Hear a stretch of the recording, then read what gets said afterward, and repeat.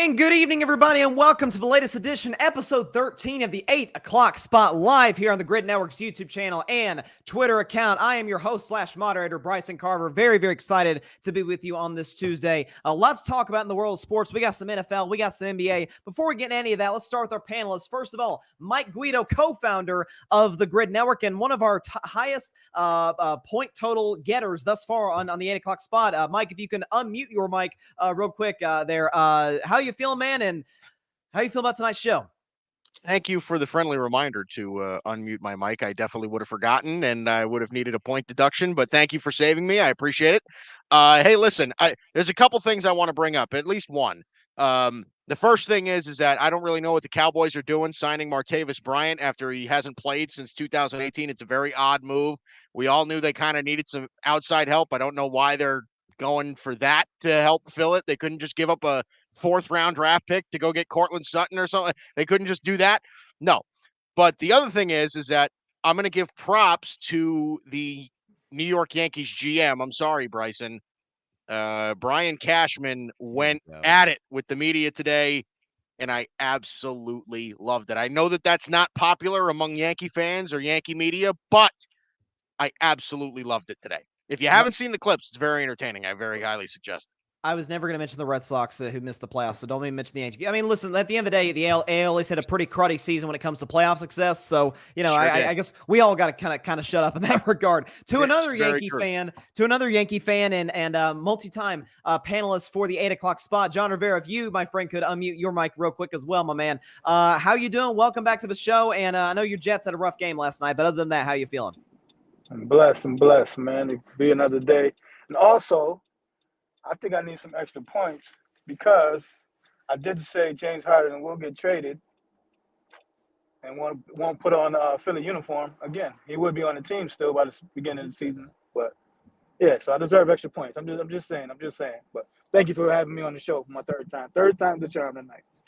100%. You got an opportunity to win tonight. I'll think about it. I'll mull it over as y'all are giving your great takes tonight and see if I give you the opportunity to get the little extra credit here. But to our final panelist, Alfred Parsard Jr., who evidently, as we found out last week, thinks candy corn is the GOAT Halloween candy. We'll pet that off aside. Halloween's over. We can debate this next year in 2024. Other than that, Alfred, sir, how are you feeling about your Jets and otherwise? I'm a miserable sports fan. Jets offense did nothing last night. The Mets go and get a rookie manager off of Aaron Boone's bench. It's that I'm not confident in. It's not good to be me in sports right now. You know, we all go through periods, man, where it's just nothing seems to be going right. Like that's.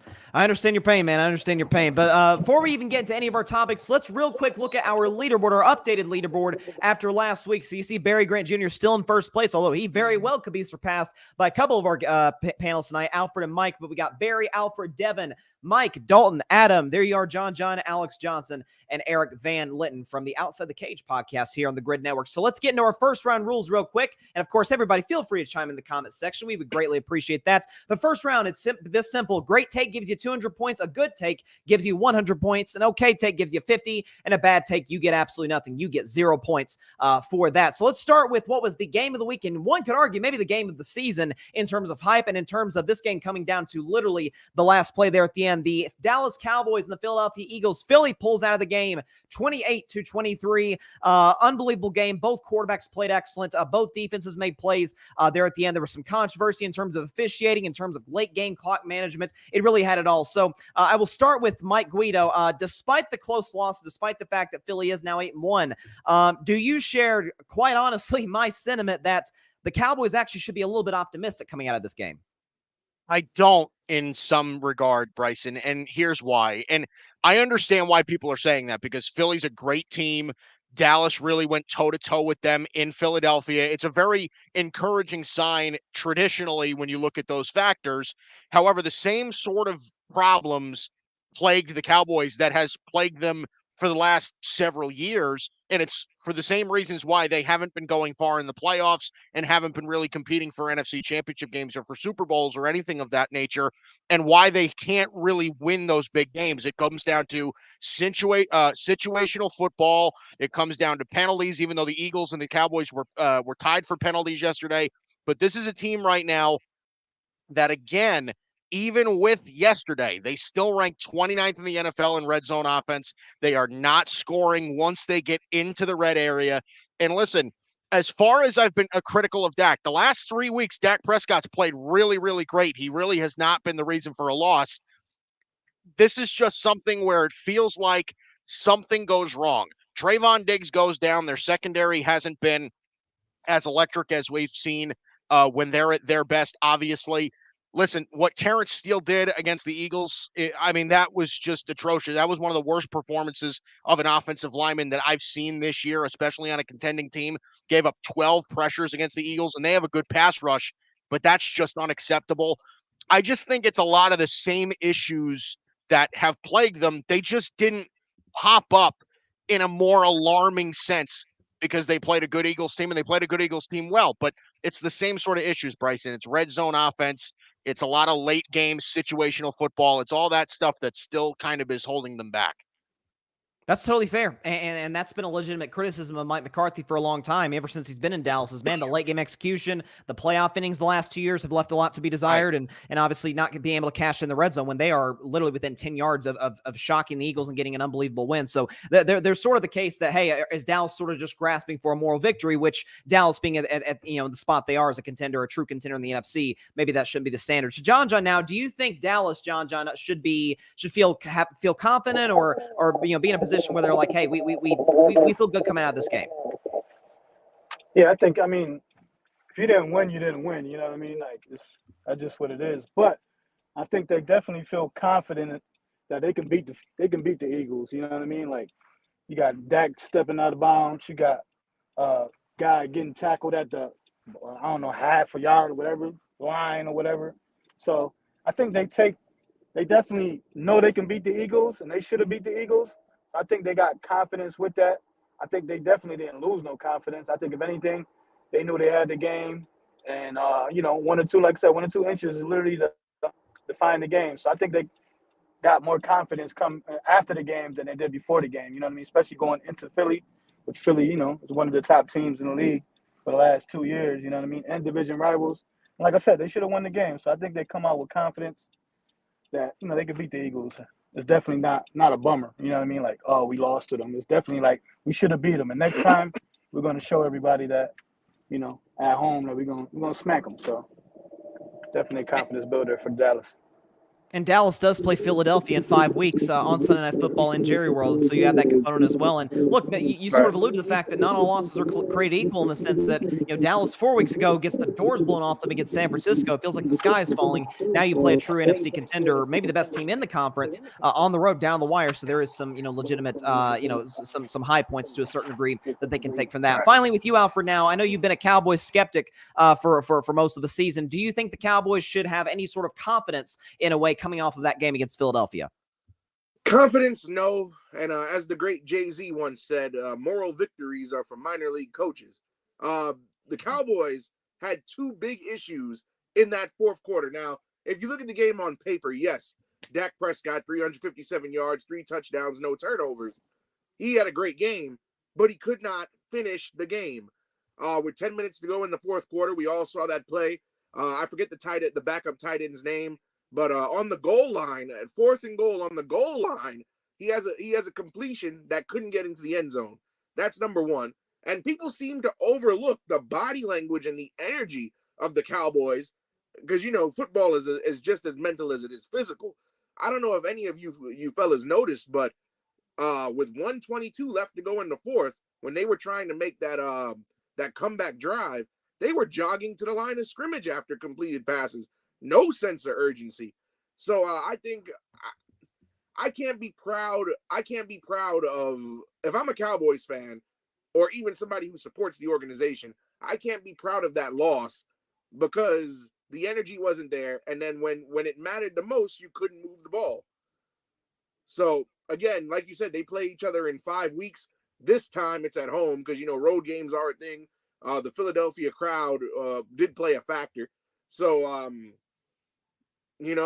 things could be different when they go to Dallas, but if you can't move the ball on the goal line, that's scary. So, and also, again, you got guys hot dogging it with 1:22 left in the fourth when you're down, trying to score and come back in the game.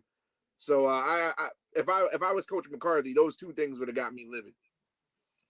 That's fair. I mean, I don't know about the jogging the line, because in fact, I mean, if they were jogging the line, the clock was moving. That's one thing, but because again, like I mentioned earlier with Mike, clock management has been a huge factor, a huge concern with McCarthy for a long time. But it's fair. They weren't able to cash the red zone. Frankly, that's the knock on this Cowboys offense, is that's really the weakness. They haven't been good all season long in the red area and cashing in, whether it's when not getting touchdowns, whether it's coming up short on fourth down. So you bring up some fair points. So let's get to our point. If I can speak today, our point totals here after the first round. Mike, I don't know if I totally agree with you, but I thought it was the great take in the sense that yeah, the Cowboys pushed them to the wire, but in the same sense, it kind of felt like the typical close Cowboys loss, like really good. They looked talented and Dak played well and all that, but just not enough. The execution wasn't good. And as for Philadelphia, the execution outside of that last drive defensively was nearly flawless, as it tends to be throughout most of the season. So I thought that was a great take by you. Good take by John Rivera. That you brought up the point about in terms of there are a few inches here, a few inches there. The pass to Schoonmaker on the goal line. Dak stepping out of bounds of a 2-point conversion. But I thought a good take by you, Alfred. I'm not gonna lie to you, not a bad take. I'm actually gonna give you a great take as well, my man.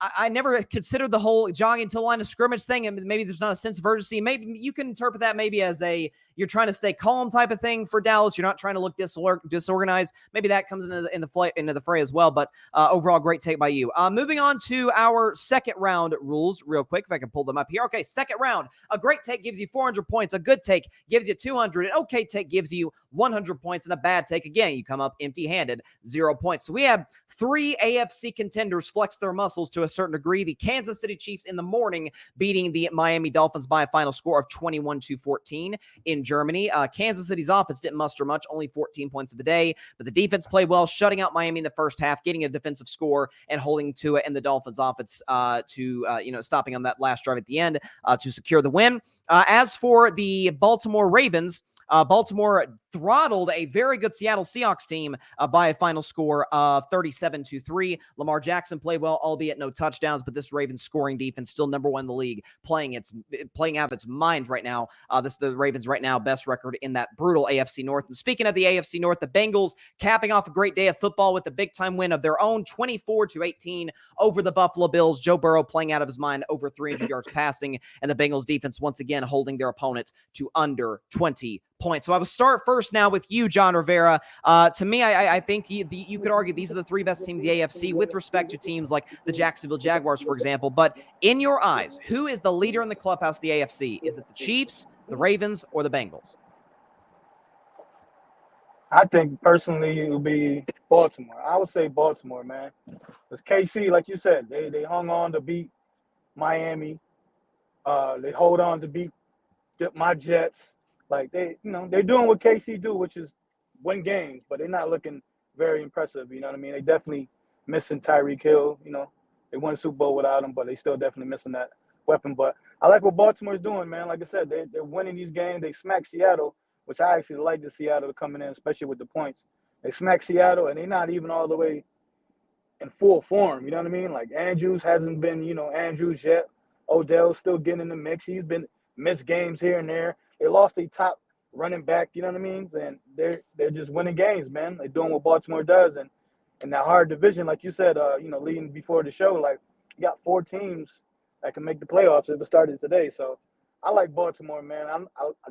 Cincinnati is definitely 1A, especially after beating Buffalo and 49ers and all that. But I like Baltimore. Like I said, Baltimore hasn't fully hit their full swing yet, and they're still, one of the top teams in the league overall. So I'm riding with Baltimore, man. So you got Baltimore. So you have Baltimore. You mentioned Kansas City. I'm sorry, Cincinnati's 1A. So you have both of them over the defending champion Chiefs? Yeah, I have them both. If we talking about right now, like who to watch out for? Sure. I'll take them. Because like I said, what KC is going to bring, you know what I mean? But I think that lack of offensive change adjustments in the second half is definitely going to hurt them, especially in the playoffs. They can't do that forever, you know what I mean? Sure. Yeah. But I feel you. Right now, those 2 teams are objectively playing better, so I feel you. To Alfred Parsard Jr. now, the leading contender today in the AFC. Is it the defending champion Chiefs, the AFC runner-up Bengals, or the upstart, seemingly one of the best rosters in the league, the Baltimore Ravens? I got to go Baltimore Ravens for the fact that while some people can make the case for Cincinnati with their recent success, you got to remember Baltimore is 2 games better in the standings right now than the Cincinnati Bengals. Everybody tends to forget Cincinnati had a horrid start to the season, and they're just now starting to wake up. Of course, Joe Burrow did have that calf injury that hampered him early on, but they're looking like a well-oiled machine. But the reason why I say Baltimore, look at the wins that they've had this season. They've had a couple of emphatic wins. They blew out a very good Seattle team, like you just said, and even before that, people, I don't know if anybody remembers, but they did almost the same thing, if not worse, to the Detroit Lions a couple of weeks ago. And the Lions are the NFC North front runner right now. So Baltimore, and the thing about Baltimore is they can kill you on either side of the ball. Either their offense is going to come get you, or if the offense has a bad day, the defense is going to come get you. So they're a well-rounded team. As far as the Kansas City Chiefs go, and I even said this a couple of weeks on this show, and I got docked points for it, but Mahomes just hasn't looked like his normal self this season. Of course, he had the loss against the Broncos a couple of weeks ago. They said he had the flu and he was on IVs before the game. All right, whatever. But for a quarterback that's been known to have these explosive performances, we've seen him go for 5 touchdowns, 6 touchdown games in the past. Everybody was expecting a shootout in Germany between the Chiefs and the Dolphins, and they didn't get it. The offensive issues in Kansas City have been bad, so I can't rank them above the Ravens until they get a proven receiver out there whose name is not Travis Kelce, who's not a tight end. That offense is going to be in some trouble, and defense has never been the Chiefs' strong point. So, got to go to Baltimore Ravens. Like I said, their offense, as they 10 proved seconds, in Detroit, offense in Detroit, they proved they can mollywop you. Their defense this past Sunday against the Seahawks proved that they can hurt you equally as well. Going with the Ravens. That's fair. No, listen, there you could argue the best team in the league on both sides of the ball, San Francisco, and when San Francisco's on, at least can make that case as well. And you're right, Kansas City just hasn't seemed like the same Chiefs team that they did a year ago. And despite really the only guy they lost in the receiving corps is Juju Smith-Schuster, who isn't exactly tearing up. Then again, who would tear it up with McCorkle in New England? So there's certain limitations there. But finally, with you, Mike Guido, the leading dog in the AFC, Chiefs, Bengals, Ravens. Who you got? So I'm actually surprised that we're kind of all in lockstep here. I'm going to say it's the Baltimore Ravens too. I think right now they might be the most complete team in the NFL.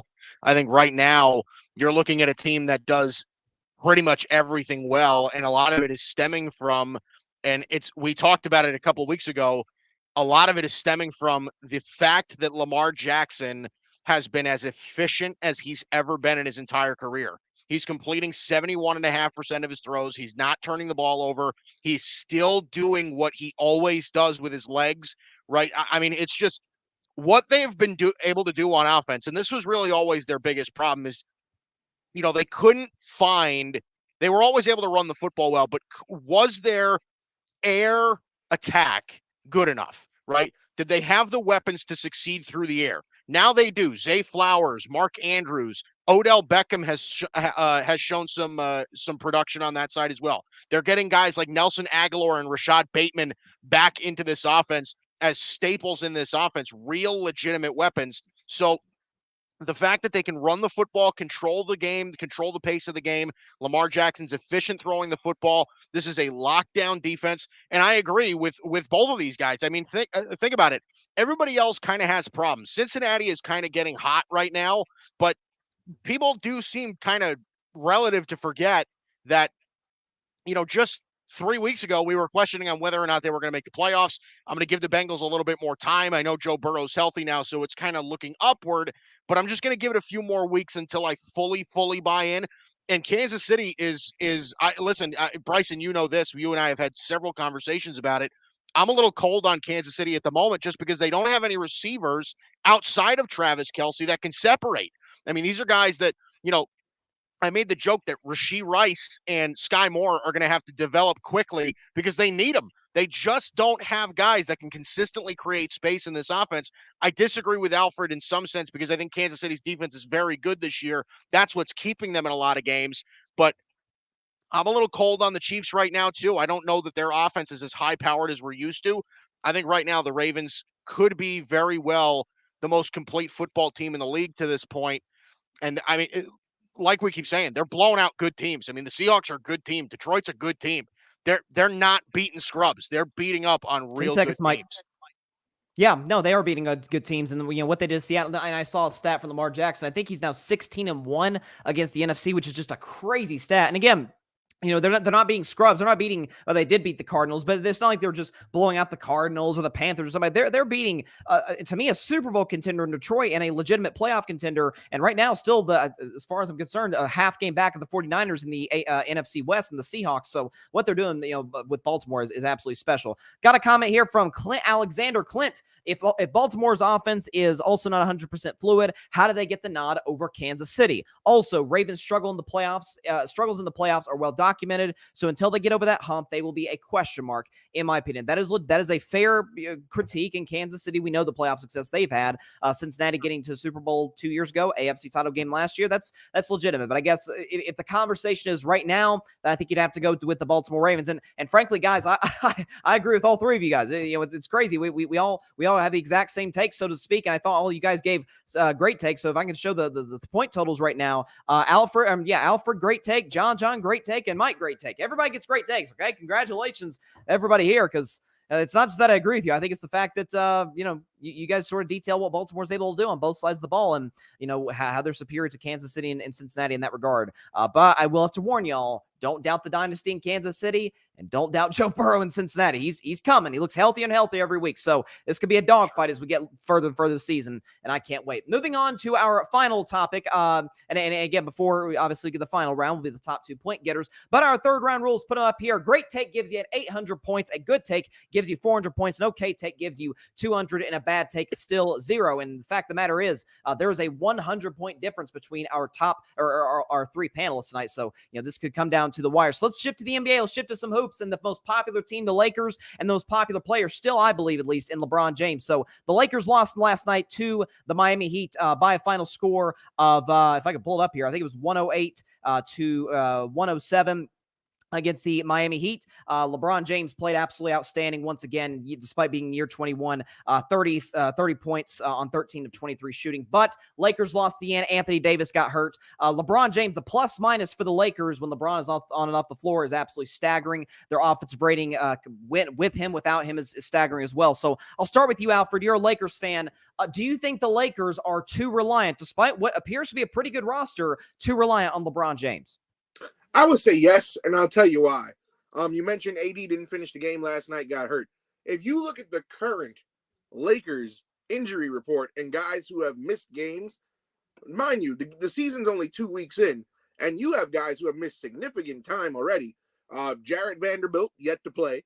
Rui Hachimura, since the third game of the season, has been on the injury report. First, he had an eye contusion, and now he's got a concussion. No Gabe Vincent, who's been proven to be a lethal perimeter player.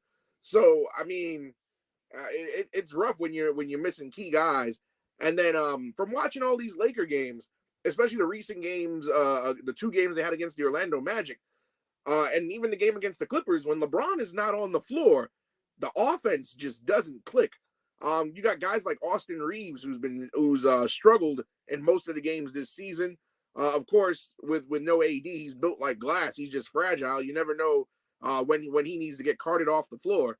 But yeah, they don't have a choice but to rely on LeBron because, again, LeBron, I think when guys play against LeBron, most guys, it's a mental thing. They're like, oh, snap, it's LeBron James, greatest player in the world.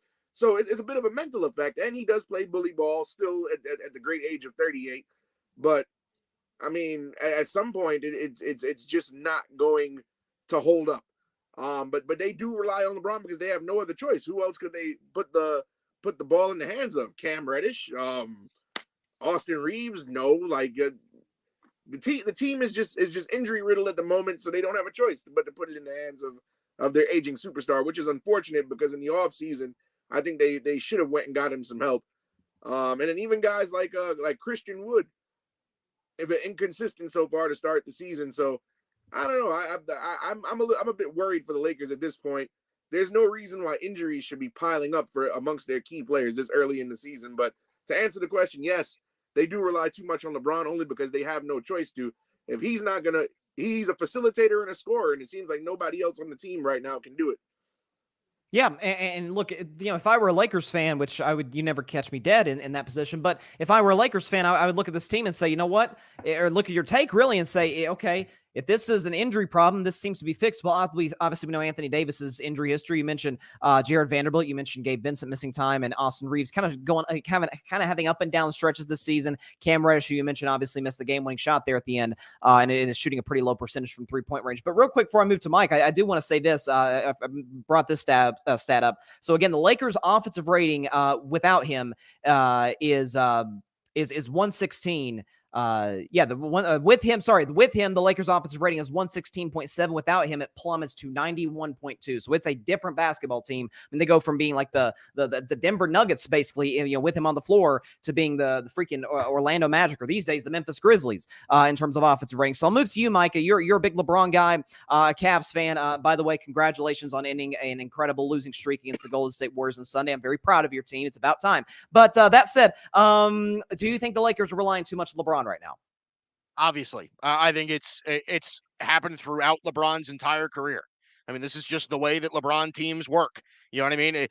First stint with the Cavs, he puts them in the playoffs every single year, making it to multiple Eastern Conference Finals. And what happens? He leaves, and the Cavs get the number 1 pick in the draft with the exact same roster. Like, it happened in Miami. They didn't play the same. The offense didn't flow the same way when it was D Wade and Chris Bosh who were running things. Same thing happened the second time in Cleveland when LeBron wasn't on the floor. Kyrie Irving and Kevin Love couldn't get it done. Now it's the same thing here with the Lakers, and especially since Anthony Davis is getting hurt, who they just can't seem to rely on in almost any capacity to this point.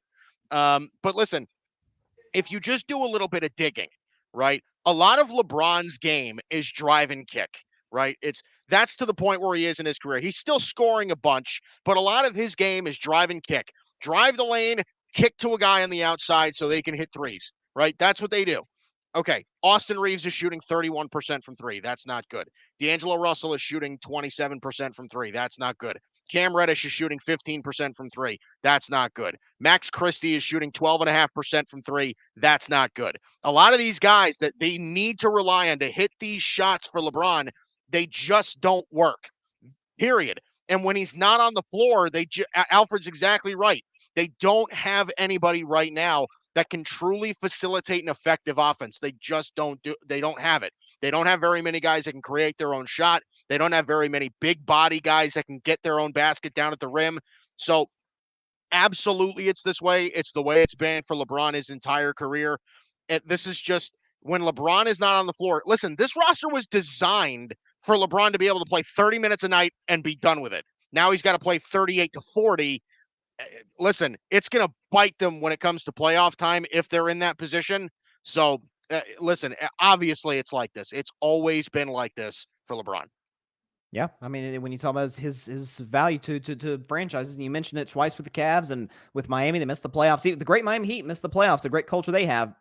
I mean, the Lakers, again, like you said, they can't survive when he's off the floor. Finally, with you, John, do you think the Lakers are too reliant on the great LeBron James? Yeah. Just like you both guys said, when injuries going down, they did build a team, kick and drive. That's why they brought all the shooters over there to shoot, kick. They're not hitting no shots. So if you ain't hitting no shots, you're not going to look good as well. Like I said, AD, they tried to shift the team to AD, but that didn't happen. As you see, like I said, he's about to miss some more games, like he was about to say. But yeah, they definitely put too much on LeBron James, man. And like you said, once he leaves the court, you know what I mean? It's like, okay, who's these guys? Now we can, they just kill them backup guys because they're not afraid or intimidated or starstruck, like Alfred said, when LeBron James on the court. You know what I mean? So they definitely putting too much on LeBron. You know what I mean? It's like they just standing around, like you said, even though that's his game, get the ball and shoot, as far as the shooters. But yeah, they definitely putting too much on LeBron. And they try to, the first couple games, they try to do the minute restriction. You see how quick that lasted, talking about whatever. And then we're going to put the seasons for this season as minutes for this season. But that didn't last long due to injuries and due to the Lakers' struggle. So, you know what I mean? It's definitely going to bite them at the end if you're going to play LeBron all these big minutes and stuff like that and picking up the slack for other teammates, that's not playing well at the moment, you know what I mean? But, yeah, at this moment, they're definitely, using LeBron James way too much.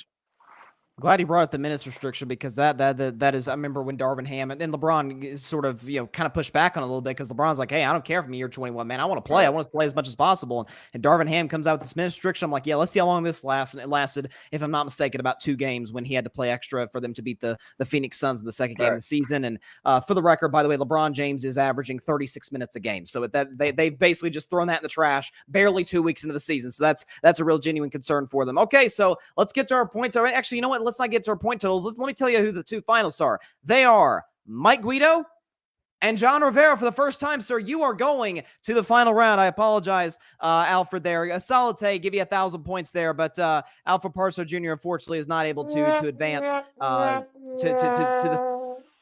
the. But I will say this, Alfred. You know what? You put up a far more admirable effort than the Jets' offensive line last night. I will give you credit for that, sir. Thank you. It was an admirable performance. Wow. John, Alfred, good Well. stuff, and we'll talk to you here at the end of the show, man. All right, John Rivera, Mike Guido comes down to you two, my friends. Mike, by the way, Mike, the defending champion too. So, John, you got an opportunity to take the champ down. So, before we get into that, let's get now to our final round rules. It is a winner go home situation. Okay, the winner 10,000 points, which can go a long, long way in the overall standings for the 8 o'clock spot. Of course, the end of the season will be during the NBA Finals in June. That may seem like a long time from now, but every single point matters, ladies and gentlemen. The winner gets 10,000 points. Of course, the loser comes home empty-handed. We had some great quarterback play on Sunday, but I don't think any better than C.J. Stroud in Houston. C.J. Stroud, 470 yards passing, 5 touchdown passes, including leading a game-winning drive in a win against the Tampa Bay Buccaneers. And my man, Space Dobbs, Joshua Dobbs for the Minnesota Vikings, 5 days after being traded for from the Arizona Cardinals. He steps in, leads the Vikings to a comeback win, accounts for 3 touchdowns total, 2 through the air, 1 on the ground, leads a game-winning drive for the Vikings to win a big game on the road against the Atlanta Falcons. So I will start with Mike Guido. Both of these performances were exceptional, but which do you think was more impressive? Was it C.J. Stroud in Houston or was it Josh Dobbs in Minnesota?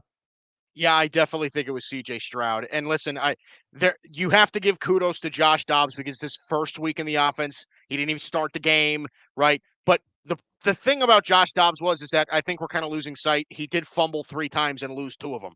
So there is part of that needs to kind of be thrown out there. But C.J. Stroud did something that was really unprecedented. And this is not a Tampa Bay Buccaneers defense that's sorry either, that has a good pass rush. They have a secondary that takes the ball away. They have crazy safeties over there in Tampa Bay. And C.J. Stroud is really doing all of this without really premier weapons, if you're looking at it, right? Dalton Schultz is more of a possession receiver. Noah Brown was not a big-time receiver in Dallas at any point. Listen, his best receiver to this point is a 3rd-round pick in Tank Dell. And what he's done this year has been absolutely phenomenal. Guys like Nico Collins, a lot of these guys are guys you haven't even heard of before this season.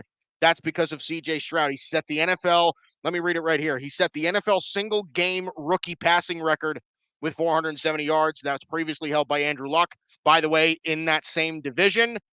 So I think C.J. Stroud, I think it's without a doubt C.J. Stroud. He's been the most impressive offensive rookie to this point in the season, and I don't really think it's close. I think a lot of people doubted him.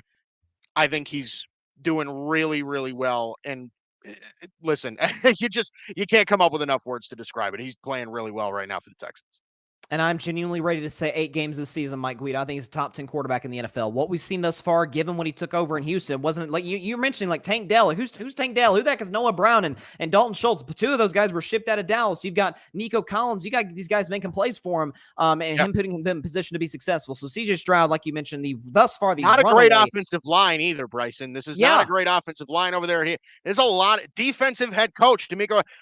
There's so much stuff that is like against this kid that is traditionally against rookie quarterbacks, and he's just killing it right now. He's so productive.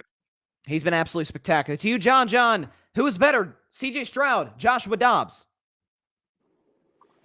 Hey, man, there's no wrong answer here, man. No wrong answer, man. Amazing C.J. Stroud. Let me give C.J.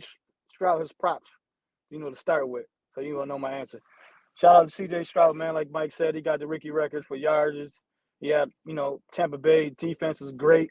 Like you said, the team don't got that many weapons, but also, rookie coach and everything. So he's playing free free house money, everything, and he looking great, man. Definitely rookie of the year. Definitely will be top 5 if he keeps it up in MVP voting this year as a rookie. I can see that, you know what I mean, all day, especially with the numbers he's putting up. But like I said, there's no wrong answer, but I gotta go with Dobbs, man. Come on, man. Like, he's been playing good basically all year, even though Arizona sucks. But you know, he put numbers on Dallas and Giants and, you know, all these other teams, and they come in, you know what I mean, a couple of days in, not even know the offense, not even take a snap with the center. He had to do that as the other quarterback got hurt, and they come in, man. Like I said, yeah, 3 fumbles, whatever. Nobody's looking at that when you get that W at the end, man. And Joshua Dobbs, man, like I said, hell of a story, man. Like I said, going to a couple teams and coming in Minnesota at the trade deadline after Kirk Cousins get hurt and come in and win the game, man. That's all he does, man. He's definitely a winner. So, like I said, no wrong answer here, but I got to go with Dobbs, man. Like I said, Minnesota doesn't have that many weapons as well. Like, their main receivers out. Jefferson is out. Since they lost Cook, like, Madison hasn't really, you know, he's not doing anything out there or whatever. So, you know what I mean? I would say, you know, about the same as weapons and stuff like that. So, that was definitely more impressive for Dobbs to come in, like you said, not know the offense at all. At least Stroud had all season, you know, to work with the offensive team and all that stuff like that. So Dobbs was more impressive, man. But like I said, there's no wrong answers here, man. No wrong answers. And to tack on your point about sort of what Josh Dobbs had around him, you know, obviously bringing into account the fact that he barely knew the Vikings playbook at all. You know, you mentioned not having Justin Jefferson there, no Dalvin Cook from last year, but you also he had dealt with some injuries to that offensive line that game.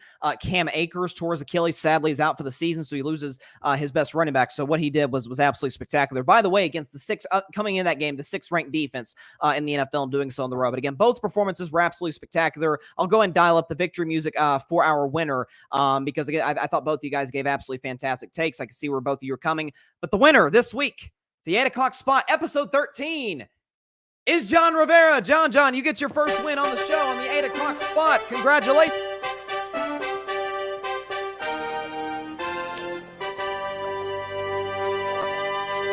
Hey. First time champion, John. How you feeling? This is how winning feels, you know what I mean? Definitely on my franchises and sports that haven't been winning lately. This feels good, man. Definitely like the music, you know what I mean? Definitely. 3rd time's the charm, as I said, to lead the show, man. 3rd time's the charm, baby.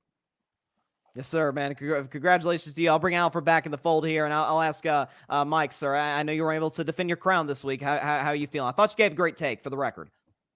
I think the sole purpose why I lost this one is because Josh Dobbs played for Tennessee. No. I think that's kind of the reason why. Listen, all respect to John, man. Obviously, I love you, but I don't know, man. I think Tennessee had something to do with this. I'm just saying.